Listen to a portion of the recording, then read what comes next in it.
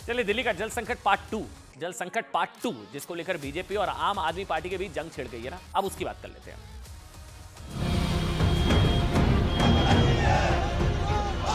नालों की सफाई करने तो हरियाणा नहीं आएगा, वो तो आपको करनी थी और समय रहते करनी थी। पूरी लाइन जो है वो पानी में जलमग्न हो चुकी है। पानी फुटपाथ की रेंज से ऊपर चला गया है, जल भराव हो गया है। इनके कारण पानी की कमी है, ये बहाना है। क्या करें और ये क्या कहेंगे हम नालायक है थोड़ी कहेंगे, हमने कुछ किया नहीं थोड़ी कहेंगे। ये ऑप्शन रखा जाएगा कि जेल या बेल, तो फिर हमें जेल ही मंजूर है, हम बेल नहीं लेंगे। केजरीवाल जी को सीबीआई ने गिरफ्तार कर लिया, ईडी कोर्ट ने उनको जमानत दे दी, तो मैं समझता हूं कि ये एक तानाशाही का बहुत बड़ा उदाहरण है। पूरी की पूरी सरकार सिर्फ एक मंत्र में लगी है कि कैसे सुप्रीम कोर्ट जाएं, कहां हाई कोर्ट जाएं, कहां लोअर कोर्ट जाएं, कहां तिहाड़ जेल जाएं। साफ साबित हो रहा है ये इन्वेस्टिगेशन नहीं चल रही है, ये पॉलिटिकल विच हंट चल रहा है। केजरीवाल अगर बीजेपी का समर्थन करने लगे तो 48 घंटे भी नहीं लगेगा, जेल के बाहर आ जाएंगे।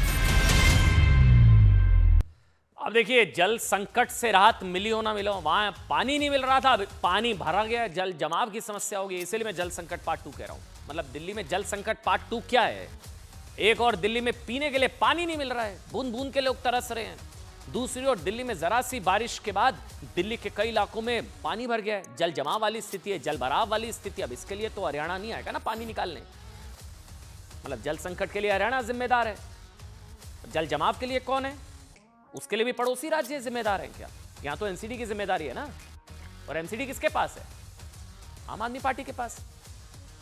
जल संकट के लिए जल मंत्री का धरना, जल जमाव के लिए किसका धरना होगा? मेयर का, एमसीडी का। मतलब आप ये सोचिए, तब ये स्थिति तब है जब मौसम की पहली बारिश है साहब, पहली बारिश। अब कौन इसको ठीक करे? मुख्यमंत्री जी जेल में, वहां सीबीआई पूछता, जल मंत्री जी धरना दे रही थी अस्पताल से, आज उनको छुट्टी मिली। अभी पूरी बरसात बाकी है और आम आदमी पार्टी वहां धरना दे रही है संसद के बाहर केजरीवाल जी की गिरफ्तारी के विरोध में। तो फिर दिल्ली वालों क्या राम भरोसे हैं? अभी से दिल्ली के कई इलाकों का यह हाल है, कई इलाकों का। देखे ना दूसरी तस्वीर, जल संकट पार्ट 2। पहले पानी नहीं मिल रहा था, अब पानी पानी हो गई है दिल्ली। सवाल यह कि दिल्ली को इस मुश्किल से राहत कौन दिलाएगा भाई? अब कोई नया धरना होगा, नया अनशन होगा। बार बार सुनिए ना, केजरीवाल जी कहां है? सीबीआई कस्टडी में। जल मंत्री आज ही जो है अस्पताल से डिस्चार्ज होकर घर लौटी हैं, वो जल्द स्वस्थ हो, हम ये कामना करेंगे। आम आदमी पार्टी का ज्यादा ध्यान केजरीवाल की रिहाई को लेकर विरोध प्रदर्शनों में, आम आदमी पार्टी के बड़े नेता वहां संसद में विरोध प्रदर्शन कर रहे हैं, केजरीवाल रिहा करो।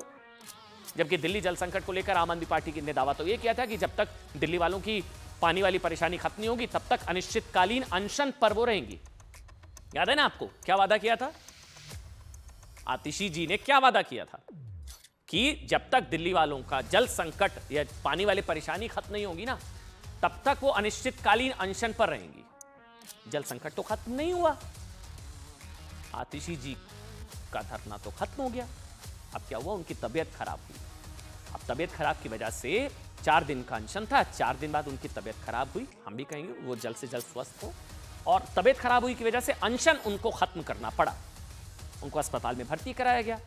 अनशन के 4 दिन बाद उनकी तबीयत खराब हुई कि उन्हें अस्पताल में भर्ती कराना पड़ा, जिसके बाद आज उन्हें अस्पताल से, ये वो तस्वीरें जब वो व्हील चेयर पर आई, हम भी कहेंगे वो जल्द से जल्द स्वस्थ हो।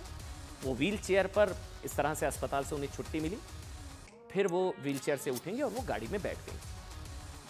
अब इसी को लेकर लोग सवाल पूछ रहे हैं भाई कि आम आदमी पार्टी के अनिश्चितकालीन अनशन के वादे का क्या हुआ? अब जब अस्पताल से छुट्टी मिल गई तो अनशन क्या दोबारा से शुरू होना चाहिए था? नहीं होना चाहिए था। मतलब लोग सवाल पूछ रहे हैं, अगर अनशन ही, जैसा कि कहा जा रहा था कि मतलब अनशन होगा जल संकट के समाधान के लिए, अगर अनशन ही जल संकट का समाधान था तो क्या अब दिल्ली वालों के लिए जल संकट का अब कोई समाधान नहीं है?